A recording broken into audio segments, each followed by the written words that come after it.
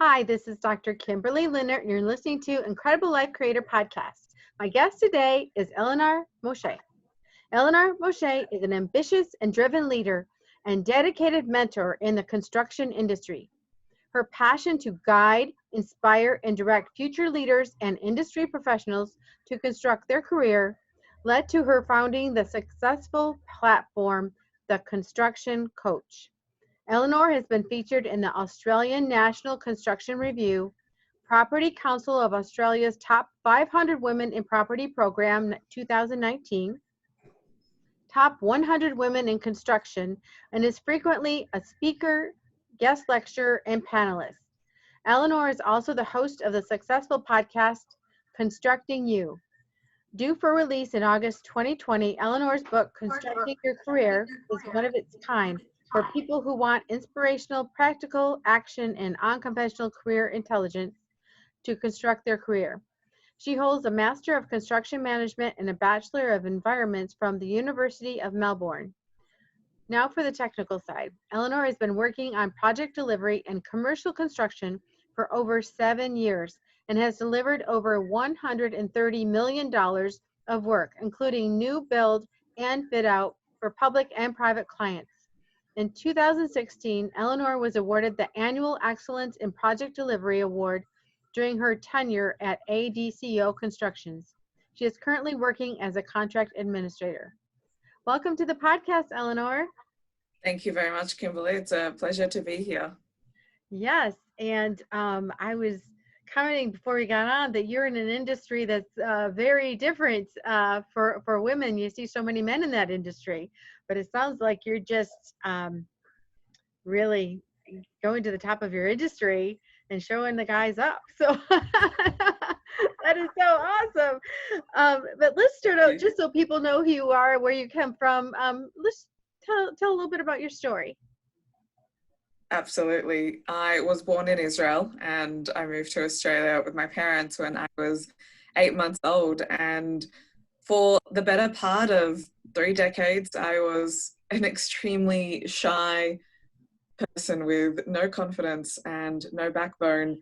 And I have to tell people this because they look at me today and they see the highlight reel, they see the achievements, but they don't see the years of not being more of who I am. They don't see the years of giving someone else my power and letting other people have agency over me. And that was a costly mistake. That took a lot of time and a lot of friction and a lot of internal work, which I know we will get to later, in order to resolve. But when you start taking full ownership of who you are, and that's the journey that I have been on, have I only then been able to achieve what I have. And I am someone who is addicted to achievement. Ambition is my first language. And the first thing that people say when they meet me is, "You're confident." And yes, I am, but it hasn't been without being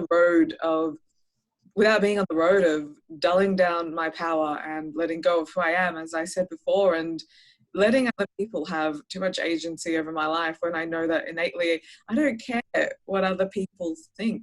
And there's been many roadblocks in terms of people and challenges. Of course, in the industry that I am in, it is very different, and what I do in it is very, very different. The Construction Coach is Australia's first construction career mentoring business, and when you set out into a space that hasn't been inhabited before, a micro niche, it's also full of challenges, but that doesn't mean that without the challenges, there's also massive success. So the journey as a whole, it's been a growth evolution of myself, and only because I started that have the last 2 years really exponentially just allowed me to experience so much in terms of building a community and being a thought leader in the construction industry. So what motivated you to actually get into that industry? I was a creative during high school, and I had a natural drawing ability. I don't have any now, but I am a creative, but not in that typical sense. So of course, I think the academic system and the tertiary system is only able to give you a very limited worldview of what is possible in your entire career. No one's telling you that you can become a multimillionaire YouTuber, which you can. Anything is possible. I mean, Joe Rogan sold his podcast for $100 million. There are no limits. Look at what Elon Musk is doing. Look, anything is possible, right? So the high school systems and tertiary systems only show you a really limited worldview and bandwidth of what is possible. So, you know, during high school, they matched my skills. Hey, you're creative, but you also need to make a living. What about architecture? So I did start off with architecture, and despite what, you know, career counselors, and you go to the open days at university, they tell you, well, don't become an architect because you never actually earn anything. But I love a challenge, and I love doing things where other people say it's not possible. So I did complete my architecture degree, and I didn't love the design process. I didn't take joy in trying to figure out the design. Like, I like solving problems and applying critical thinking, but not in that design sense. And all the peers in my cohort that were doing well had these crazy designs that had no logic associated to them. You know, floor plates weren't lining up and so on. But I did realize in my architecture degree that I am fascinated by the built environment and how we as humans interact with our built environment. So I took back then a massive leap of faith into the unknown. And, you know, you look at the course structure for master's degree, and I'm like, well, architecture, I don't want to do that. Urban planning, I don't want to do that. Property, I didn't know what it was back then. And construction management was an option. So you look it up and it says, you know, it's about structures, it's about management, it's about the industry as a whole. So I enrolled in my Master of Construction Management at Melbourne University, and immediately within the first year, it just opened my mind. It opened my worldview. It sparked my curiosity as to, this is how buildings actually get built. It's not just the architect who draws a pretty picture and hope for the best that it works. It's about the processes, the policies, it's about the legalities, it's about the ethics, it's about management of many, many different stakeholders. And I immediately fell in love with the industry and the realm of opportunity that it could offer. So I completed my master's degree. It took me 4 years because I also started working in industry. And as soon as I finished my master's degree, I'm still going on. Is that okay? Mm-hmm. I'm continuing the journey. Yeah.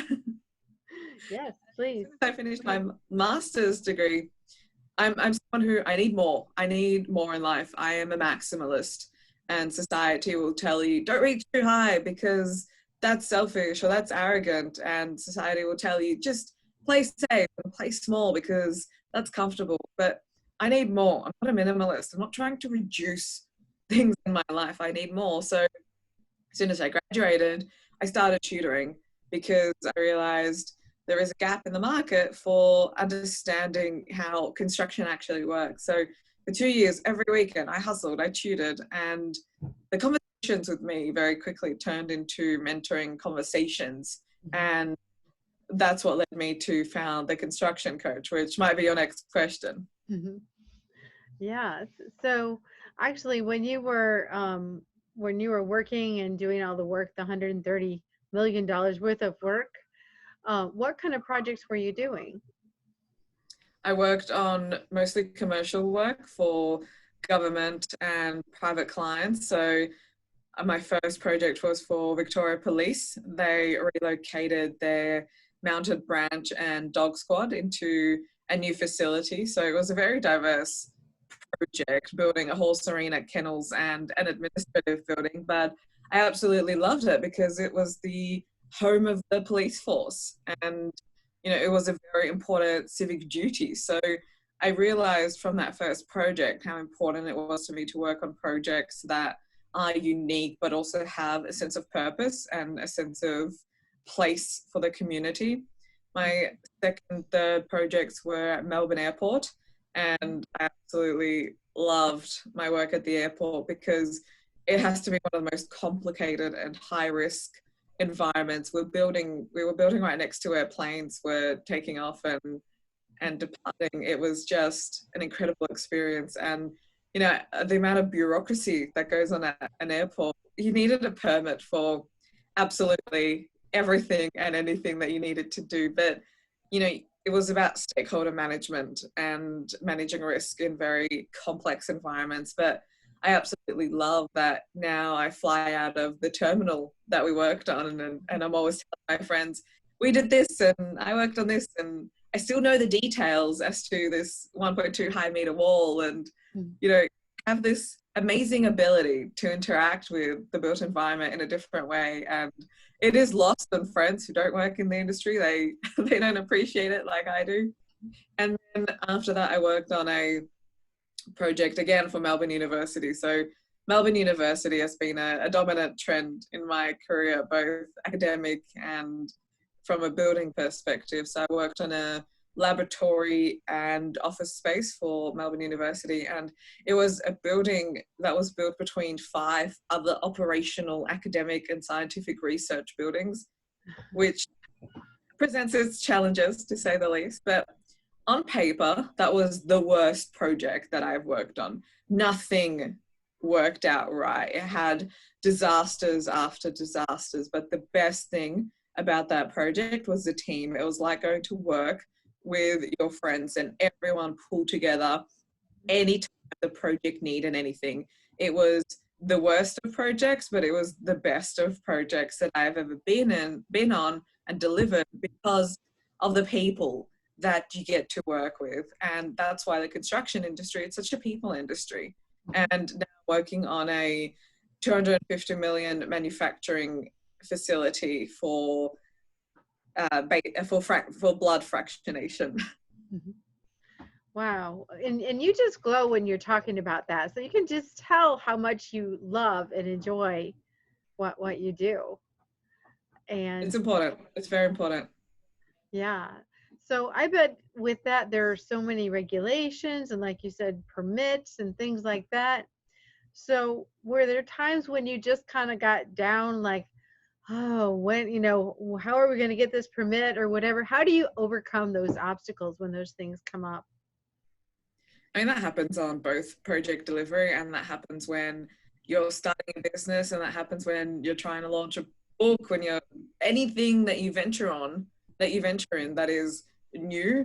You always overcome those challenges, but you always meet those challenges. But that's when you have to employ your thinking. Well, you can either employ a defeatist attitude of thinking, well, this is a setback and I don't know what to do, or you employ the thinking and the resources that are available to you and say, well, how can we still make this work? The end goal hasn't actually changed. That's not moving. I still need to achieve that. What do I need to do right now? What can I, on project delivery, it's always, well, what can I do for you to make your job easier so that you can help me? Mm-hmm. It's always first adding value to someone else and making it as easy as possible for them to do whatever it is that they need. So, for example, when we're submitting anything to councils and authorities, you give them everything. You give them everything at once. You have to be very clear on what it is that they want, because other people will just submit, say, a form, and then, councils scratching their head, they're going to put you at the bottom of the pile. But this is one of the benefits of working in construction. It's the type of person that you become, because challenges are there every single day. Every single day there is a problem with the build. There is a subcontractor that has an issue. The client has a new requirement. You're constantly responding to everyone else's issues in the most positive way. But what that does is it makes you very good at critical problem solving and understanding multiple factors at play.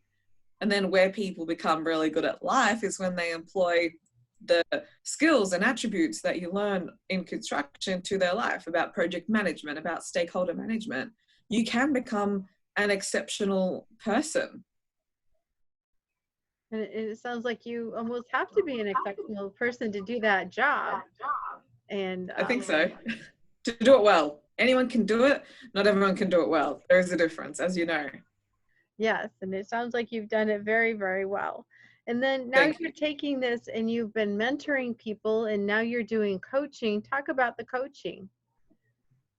So I'll pick up where I left off. As soon as I finished university, I was tutoring, and the conversations with me turned into mentoring ones. And what I realized was, both with my experience and that of my clients, there are commonalities in the experience when you're standing at the outset of the industry looking in.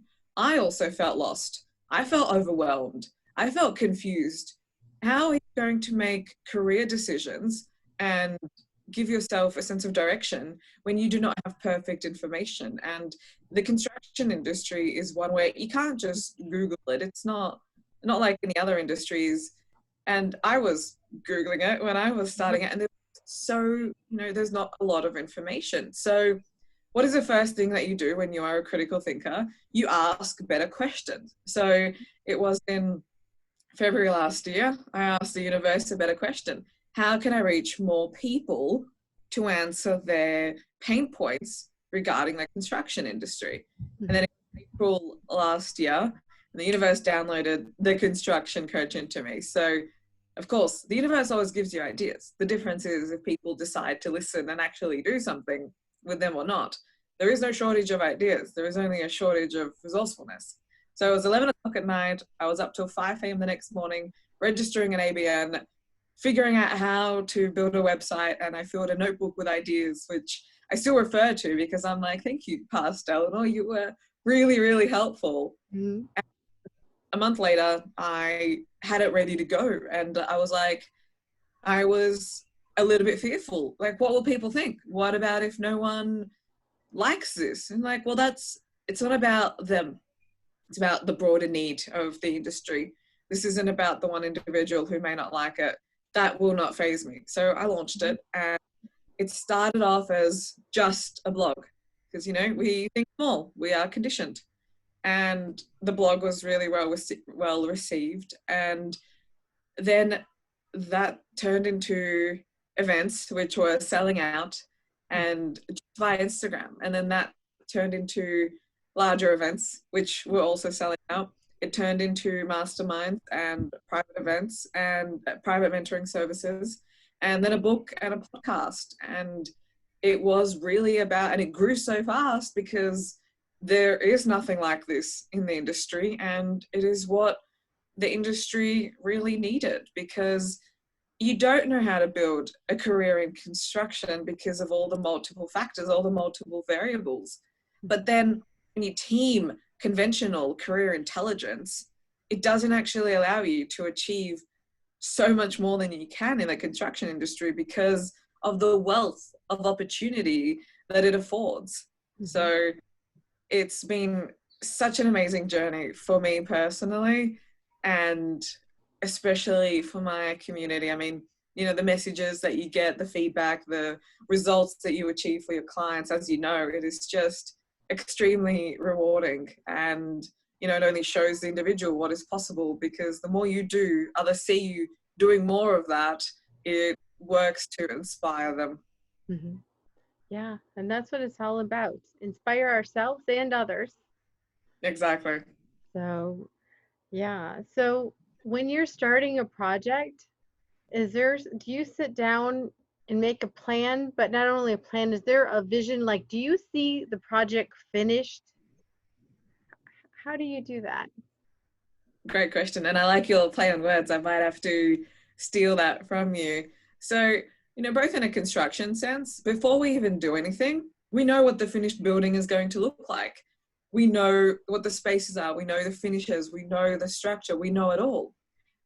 Whereas in reality and in people's careers, people don't know what they want. People do not have vision. And do you blame them? No, because society only shows you one parameter. Like, you go to school, you then get a job, and then you stay in that job, and then you might move to climb the corporate career ladder, and that's it. Society doesn't show you anything else. So it is up to you to break the bond and to heighten your own level of consciousness.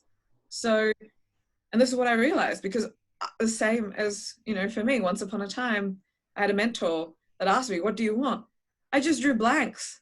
I couldn't answer the question, and it plagued me. And then every time that, someone would ask me to make a decision, I would go into this state of anxiety and free fall because I was so nervous. I didn't know how to make a decision because I didn't know what wanted. So through the process, every time I was faced with a hard decision, obviously back then, I would go to journal. And it was through the journaling practice that started giving me a lot of clarity, because you have to ask yourself really tough questions. And through your answers, when you're writing and you're not necessarily paying attention to what you're writing to, and you stop and you realize what you just said to yourself, that's how I started discovering, okay, well, this is what I want. This is what I know that I truly want. This is what my intuition, this is what my instinct is telling me. So I listen to it, because it's very common when people say, I want something, but it's not for me. Or, no, I shouldn't aim for that. So I have that conversation with myself. I held that vision. And fast forward a little bit, I do believe 100% when you hold the vision and you truly believe in it, the universe aligns the right people and opportunities that you need to get there. So fast forward a little bit, I did discover this was a vision for myself. I didn't know the vehicle. I had no idea how to get there. None. It was just belief that this is what would happen. And I went to an event. It was a LinkedIn event. And on the panel was my now mentor, Ron Malhotra. And I was immediately drawn to his presence and his everything he said. Like, I remember it like it was yesterday, and he still finds it fascinating how I remember what he said on the 30th of June 2019. I have an amazing memory, for better or worse. And there was an offer to get on a call with him, and I got on the call with him, and he had a thought leadership program, and I immediately said yes. I made a massive decision then to stretch myself and to go into the unknown.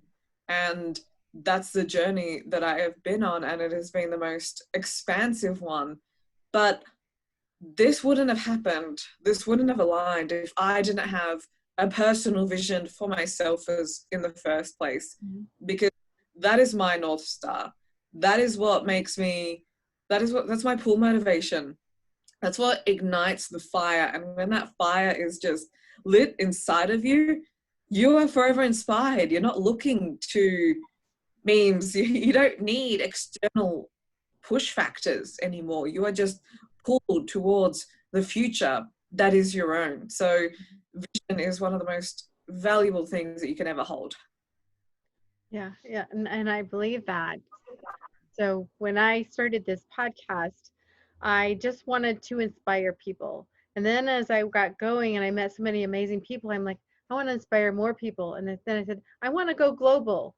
And, here we are, you're in Australia, I'm here, and there's other people I've interviewed that are from all over the world, because I wanted people to see, one, that people are the same, but also that just being from a little different place sometimes gives you a little different perspective, but it's just still the vision of going forward and expanding, going forward and expanding. And I think no matter what you do, you want to be expanding and becoming the best you.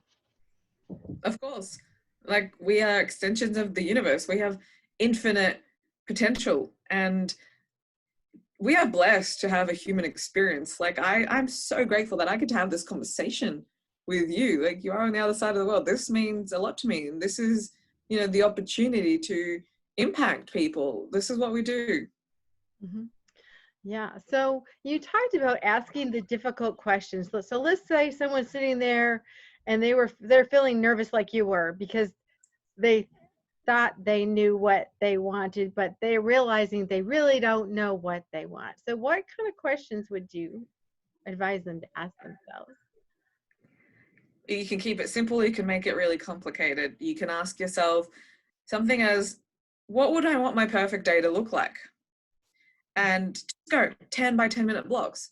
Where do you wake up? Who do you wake up with? How do you feel when you wake up? Do you wake up to the sound of an alarm clock that you have to jump out of bed and get in your car to go to a job that you don't want? Probably not. No one designs that life for themselves. So this was one of the first questions that I asked myself, because I realized in that day, I had to build a very different vehicle in order to allow me to have that day. So that started instigating the thing that realized, well, I don't want to climb the corporate ladder. It doesn't mean anything to me. And I thought that's what I wanted, but then that came crashing down. And you're left with a blank canvas, which is an opportunity, but also anxiety ridden at first. So yes, I did ask myself, what would I want a perfect day to look like? That's a relatively easy question. You can ask yourself the more difficult questions. What do I want people to remember me by? Paint a picture. Do I want to be forgotten? Do I want no one to remember my name once I'm gone?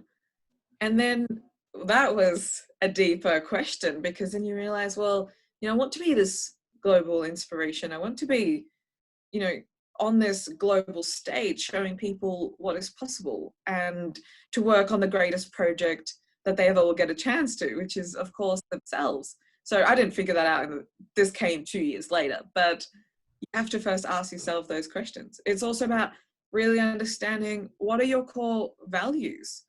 I ask people, what are your top 3 values? People can't list them off. They're like, safety, security. Like, really, is it? Because what do those terms actually mean? So understanding your values. And for me, that came via starting a gratitude practice. So when when you're constantly writing about what you're grateful for, you see commonalities in the answer. Other people might have more gratitude for their peak physical fitness, and others is about the money or their family. But you can start seeing from what you're telling yourself what is important to you. Lastly, it's just about understanding that if you have a strong desire towards something, and we all do, there's a reason for that. So I would write out a wish list. I would write out, these are the things that I wanted, materialistic, external to us and also internally. And then that also started showing me, well, this is what is important. Leadership is very important to me. It is the state which I naturally inhabit, but people aren't comfortable with that. So I realized, well, that's an important part of what I do. So that started shaping this vision as a whole. Exactly. And what does vision and passion and purpose have to do with each other? Are they all the same? Are they different? I think they're all intertwined. Like, my vision is my passion. This is what I want to be doing. Like, the vision is the vehicle in which your passion comes out. Vision can be, I want to be a global leading author, for example. That's part of your vision. But your passion could be empowering people or shifting their worldviews. So one is the vehicle for another. You can't, can you have vision without passion and purpose? No, because the vision is the rocket. The passion and the purpose is the fuel. It's not going to go far without the fuel. You have to bring the fuel. And I always tell people, you can come on the journey with me, but either you're bringing the fuel or get off the rocket ship, because I'm going fast. And passion and purpose, well, the words that are so easily thrown around, but is it difficult to figure out? Not necessarily. What lights you up when you're talking? I'm buzzed right now. I haven't given you a chance to speak, but I love talking about this. So I could talk about this all day. Passion and purpose. Is there anything you would do for free? Absolutely. Whether I get paid or not, this is what I love doing. You have to really realize, with your passion and purpose, where is your energy directing you towards? What is, are you putting yourself in situations which you are constantly depleted of energy? Well, that's not in alignment with your natural grain. So understanding your energetic state and your flow, and what do you do when no one asks you to? There's all sorts of things which you can uncover. And then whether the vision comes first or the passion and purpose, what comes first? It's a chicken or the egg situation. For me, it doesn't really matter. I know there's different opinions about that, but as they come. So yeah, they are so intertwined. And what does that have to do with success? What is success? Success is, you should start a podcast on its own. I love the concept of success. I mean, success is a man-made notion. And obviously when you have your vision and your passion and purpose, people will tell you, well, you can't commercialize that, or you can't have a successful career or life if you follow your passion and purpose. I mean, the people that are saying that are the people who haven't actually managed to do it. So you really have to be careful who you listen to when it comes to the conversation of success, because innately we do want to be successful, but people's relationships with success is broken. So what I frequently tell people is, imagine if success was an individual stand right in front of you and you're having a conversation with them. How are you talking to them? I think not enough. I don't think you're good enough. You don't do enough for me. I can never have enough of you. You're always with someone else. Would success as a person want to hang around you? No. So people need to fix their relationship with success. I talk to success like they are everything. I respect you. I know you work hard. Together, we can do great things together. I have to work for you. I have to come for you. I appreciate you being in my life. Because as you know, laws of attraction, basic rules of abundance, you can only attract more of what you already have. So first you have to act successful and to want success to actually come into your life. And you start doing that and becoming more comfortable with that when you see your vision and you see your passion and purpose, and you know that that is for you. Because the mere fact that you can see your own vision, it means it's for you. I can't see myself being a world famous basketballer. It's never going to happen. What I can see is particular to me. What you can see is particular to you. So the mere fact that you're having that metaphysical thought is one step closer to it being a part of your physical reality. And this is where the disjunct happens, because people aren't comfortable with success. It's not a natural state. People definitely aren't comfortable with failure. I go sometimes 3 steps forward, 10 steps back, because you learn as you go. And that definitely, when I wasn't working with a mentor, that's what it definitely was like. But of course, when you work with a mentor, they show you the path of least resistance. And, they are a guide unto themselves, but I won't go into that.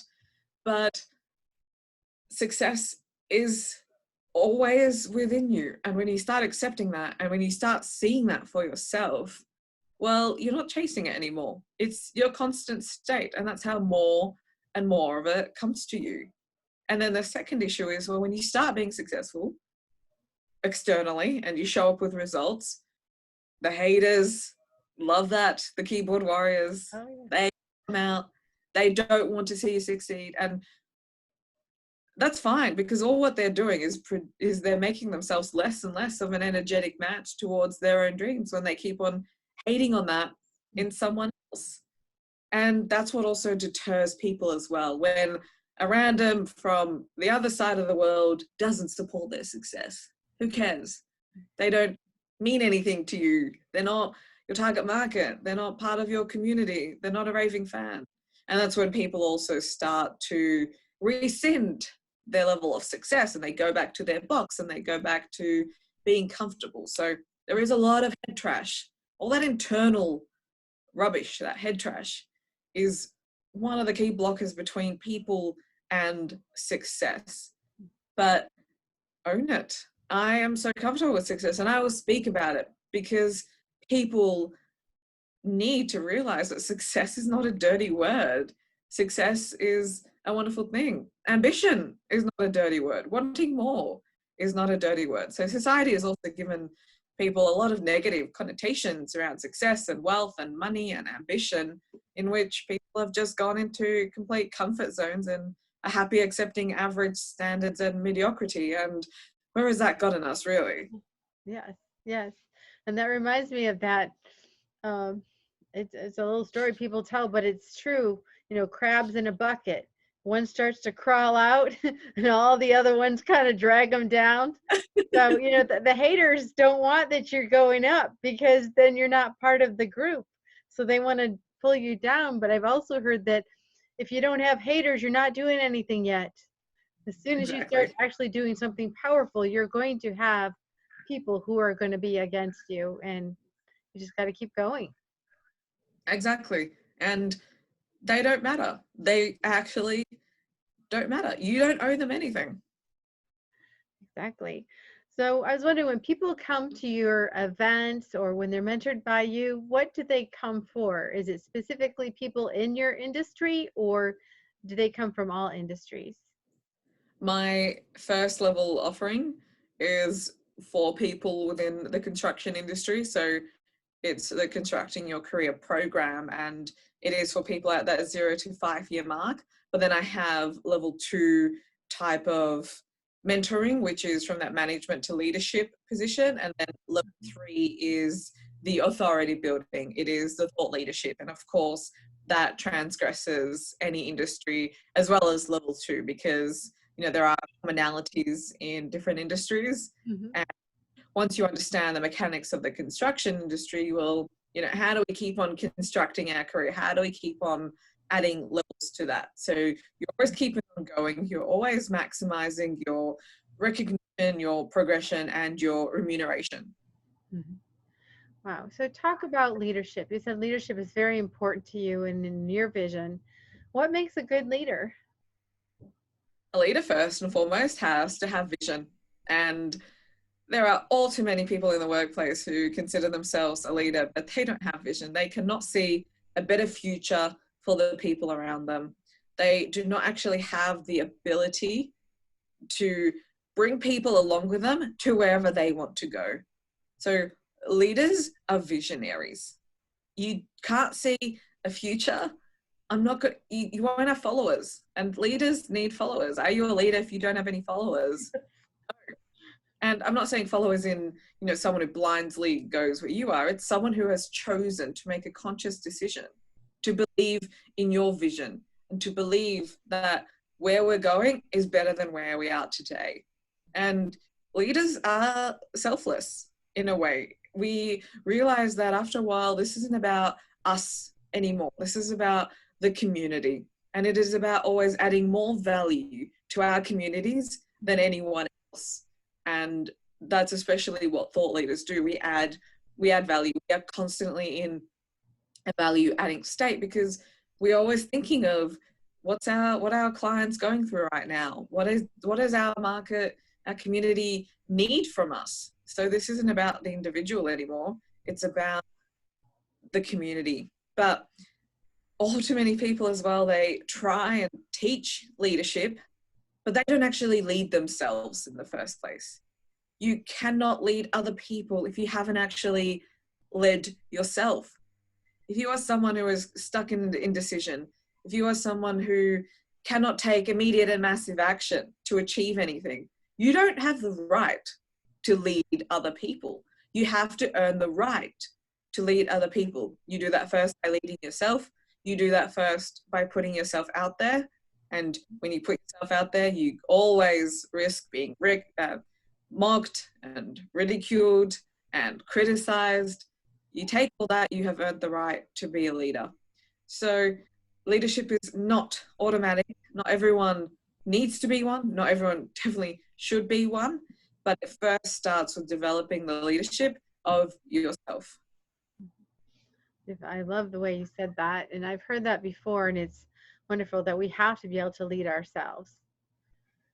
So, and I like also the, giving back. Leaders are always giving back, not only to the people who follow them, but also to the people around them.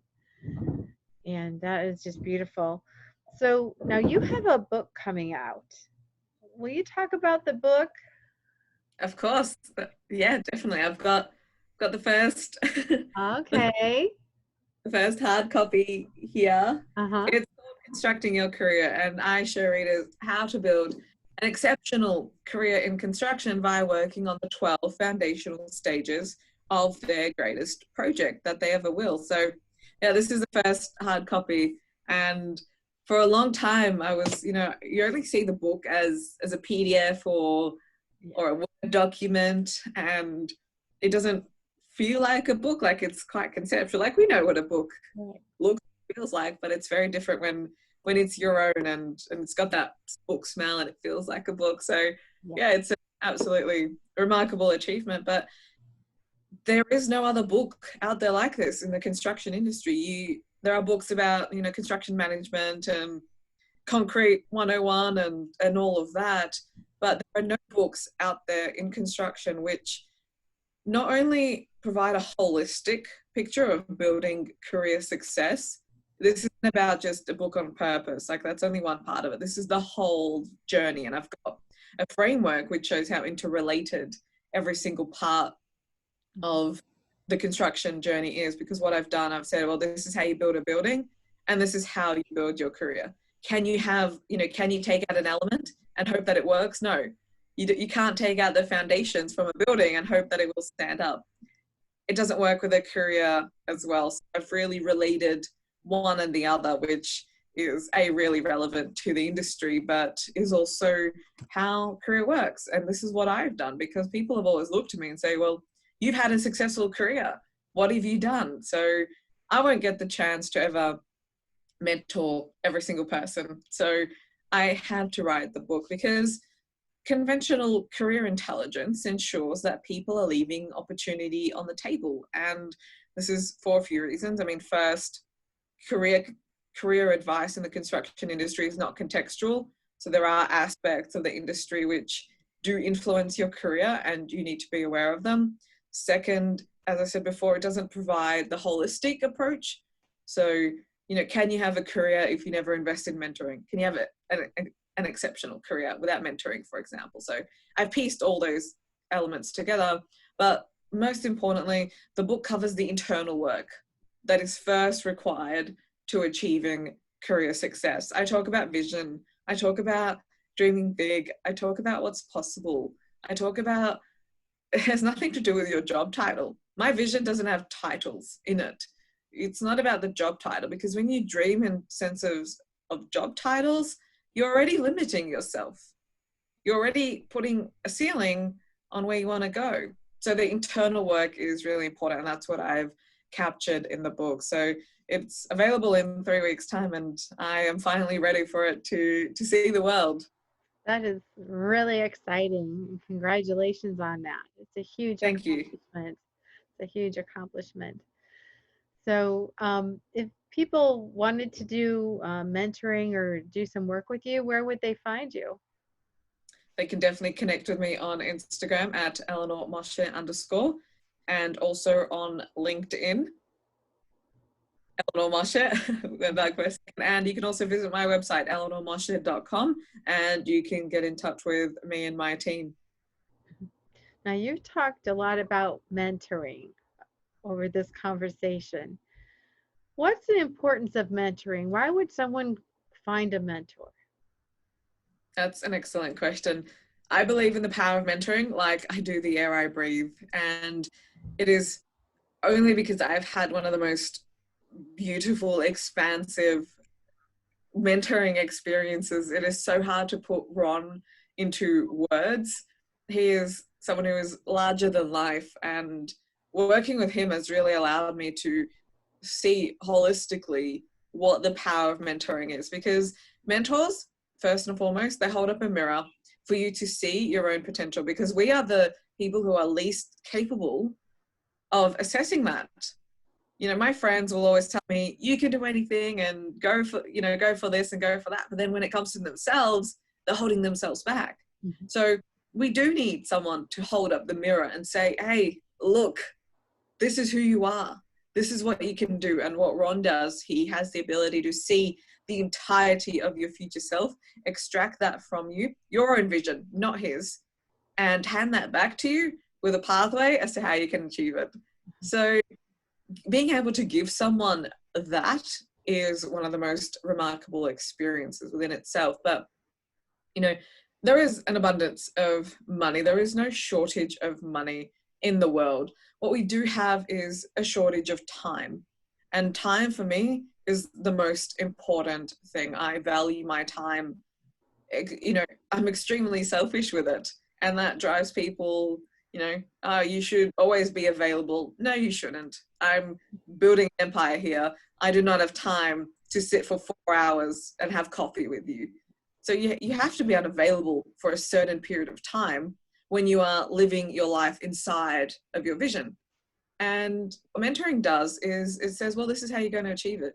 What I've done in a year would have taken me at least 10 to achieve.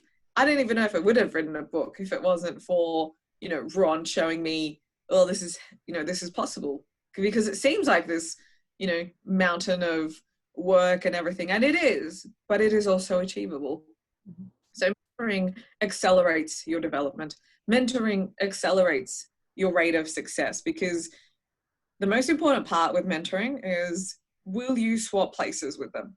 Do I want the results and outcomes that the mentor has achieved in their life? If yes, I will take on their advice. I will look into their mentoring. If no, then I don't really have an interest in what someone has to say. And that's where people do go wrong with mentoring. They take advice from everyone, but how does that advice work for that person? Because if they're in a job that they don't love and they never see their family and they're unhealthy, why would you take their advice? I wouldn't.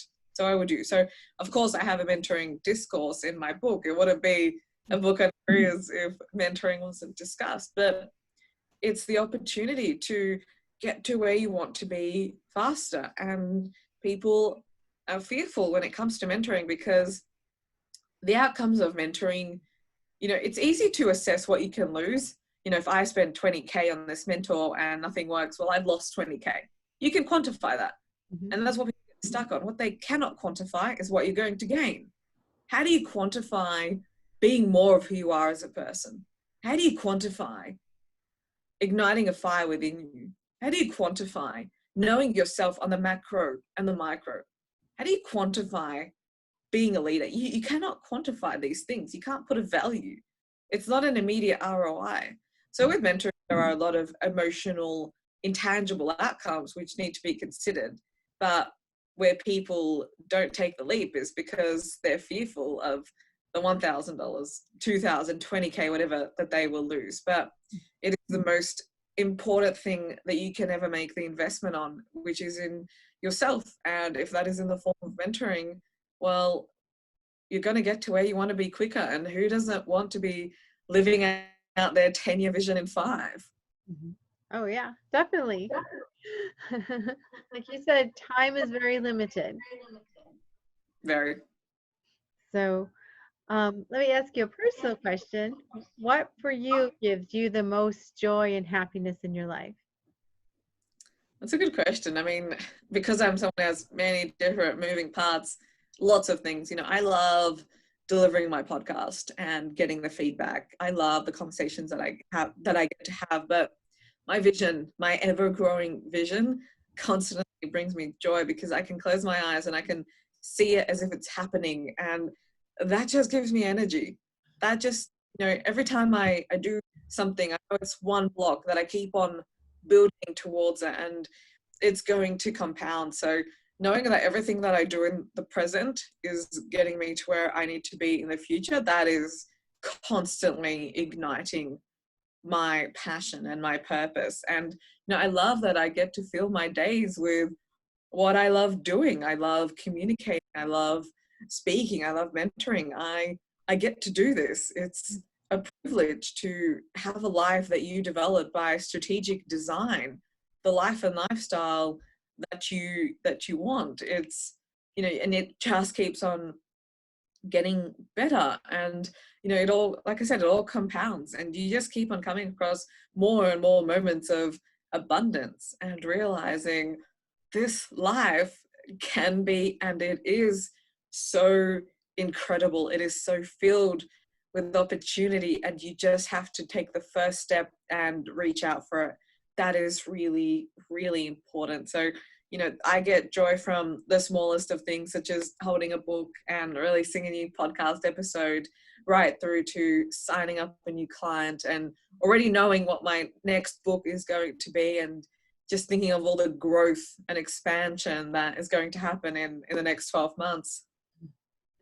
That is beautiful. Thank you so much. And thank you for being on the podcast today, and for all your wisdom, and just the things you shared, and the distinctions you made on some things that were very different. I really appreciated that. Thank you. Thank you for the conversation. And I do truly hope that someone is inspired and ignited to take action. That's most important. It's in the doing. It certainly is. So one last question before we finish. What is your best advice for people to have the most incredible, amazing life? Dream it, think it, and then do it. All right. That is awesome. Thank you Thank you, so much. Kimberly. We'll talk to you again soon.